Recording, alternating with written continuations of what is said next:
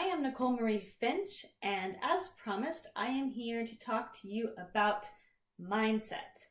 What the heck do I mean by mindset? It's really all about thoughts and the feelings and the stories that we tell ourselves on a day to day basis. And I have found that this has been one of the biggest things that impacted my transition from someone who was just going through the motions, checking things off the list that I thought I was supposed to be doing, getting good grades, getting a good job, all that stuff, and not truly living and enjoying, always living for the future, to now having this passion for life, being excited exactly for where I am, even if it may not be where I would like to be, and doing things and pursuing things that I may never have thought I would ever do, such as this blog. And I'm very passionate about this topic because I find it so fascinating. As I've mentioned before, I think that it's a really good mix of the little bit of the universal power, spiritual woo-woo stuff and the science stuff. And I think it's so cool how they're saying the same thing. It's really it's overlapping, this connection. I thought that was just really a neat find. So I'm really passionate about this because I think there's some really interesting things here that I never really realized. So I don't know how many other people didn't realize. And I was like, how did it take me until the age of whenever it was, and I guess it was probably around 30 when I first started this journey, that I found out about this stuff. I would have loved to know this while I was in college or even high school, but they don't teach that things then. So it's not too late, and I found some really cool ways to be able to incorporate it into your everyday life. Despite how busy we are so busy. I mean, I know that I read a study about how compared to 30 years ago, we could have to shift our focus as many as 20 times in 1 hour. And if you have kids, you're probably like, yeah, it's way more than that. But that's crazy. So in an 8 to 10 hour workday, you'd have to shift your focus 100 times, a whole concept shift. You're working on something, you get a notification from social media on your phone, or you get a text message or an email or a phone call, and you're having to just totally change what you're focusing on a bazillion times, well, 20 times or more throughout the whole day. So it's no wonder why we're having trouble keeping this internal state of coherence and peace. And how the heck can we feel like we have it all together if we feel like we're just can't even, everything's all over the place? It's this crazy mix of things occurring. And so I found some ways that have helped to, I think that's one of the things, is helping to be present, helping to feel like you kind of have some control and being able to manage that. I mean, we're facing this challenge of 24/7 news, the social media at our fingertips, with our phones on our hips all the time. When you have a moment of peace, you're probably on your phone more so than just observing around you. Maybe you're not, and if you're not, that's awesome, but I feel like most of us default to that.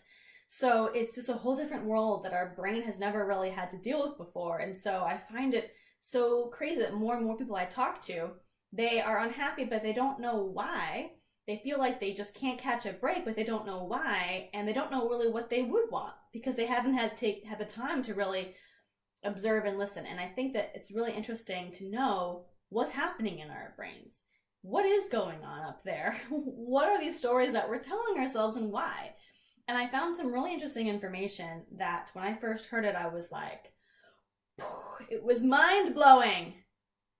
Okay, I hope someone out there laughed. But so what I learned is that at least 90% of the choices and decisions that we're making every single day are made on autopilot by our subconscious mind. So that means when you're doing certain things, you may think you're deciding to do them, but some program that has been put into your brain, because our mind is being programmed from the day we're born to now, every little thing that you're seeing, that you're doing, that you're experiencing, your brain puts it in for future reference to apply as needed. And so especially when we get into these patterns and use certain programs, the stronger the programs and the more they're used, the more often that they're going to be put out in our actions and our feelings and perceptions.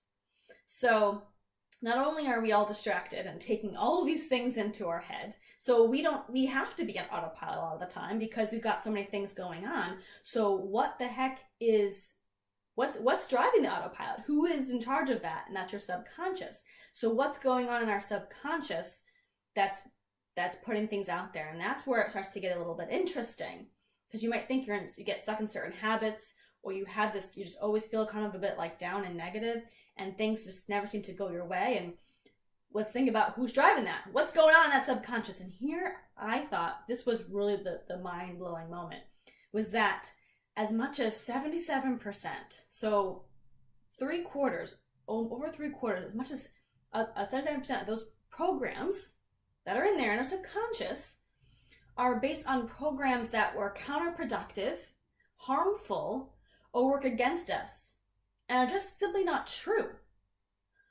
What? So when I had that moment of reading that and had that epiphany, I was like, what have I been telling myself? What have I been missing out on because I was focused on other programs that told me I couldn't, or focusing on programs that told me that this is my path. I was focused on my checklist of things to do. What was I missing out on that I didn't even consider because I already had the programs in my brain? What? Sorry, I had to take just a moment because it's just crazy. So when you wake up and you think, well, today's going to be a bad day, you're just feeding into those programs because your brain doesn't know what's real, what's not, what's true, what's false. It just knows what's been put into it, and it uses that to make its decisions. So if you tell it this is going to be a bad day, it's thinking, okay, I want to do good by her or him, and I want to make sure that they have what they've asked for, which is a bad day. So here's how we're going to lay things out. Versus you get up and say, I think I'm ready for all the challenges. I think I am ready for all the challenges that are going to come my way today. Your brain will be like, oh, okay, this is different. I got this. So in any case, I think this is such a fascinating thing. And I started to put together this video with some of my 5 top tactics and ways that I've been able to manage this mindset, be a little bit more aware, and take some control back and put the right driver in the seat of the autopilot, which I know doesn't make sense because it's autopilot, but go with me here. But it was getting too long of a video. As you can see, I'm already getting kind of long just with this overview. So I decided to put together a video series, which you may have seen on my website as a place where you can get this video series right to your inbox. And what I wanted to do with this is basically have a little more time, because I know we ain't got time to be watching long videos sometimes. So I wanted to keep it super short, little snippets that I have found to really work for me, just to give you something to go off of for now. I mean, each one of them I probably can go on forever about. But after all the different books that I've read, different conferences I've gone to, and trial and error a bit too, for us busy, crazy people, how can we start this process of finding that internal state of coherence and figuring out what's going on in our subconscious and making sure it's working for us? So I put together this video series. I really hope that you'll check it out. I'd love to hear your feedback on it as well and see what comes up for you and what kind of progress you have or challenges you continue to face. So definitely check out that video series. It has 5 different videos. One is about awareness. Just being aware can have a huge impact on yourself and on your mindset. And I talk a little more about that. What you think about before you go to bed. Our brains are like chicken. They marinate overnight. I'm sorry if you're vegetarian, but you know what I mean. And so what we put in, the last thing we go to bed, we think about, our brain's going to be marinating on that all night long. So we got to be cautious of that, and I have some tips and tricks to keep in mind for that, as well as getting a better night's sleep as well. The third one's one of my favorites. It's self-talk and affirmations, and it's one of my favorites because I used to think it was the weirdest, stupidest thing ever. But after putting it into practice and trying it out for a bit, it's actually probably one of the most powerful things that we can do to take back control of our subconscious and make sure that the right programs are being used. So I talk a bit about that and what it really means from a neuroscience perspective. Controlling our environment is the 4th thing that I talk about.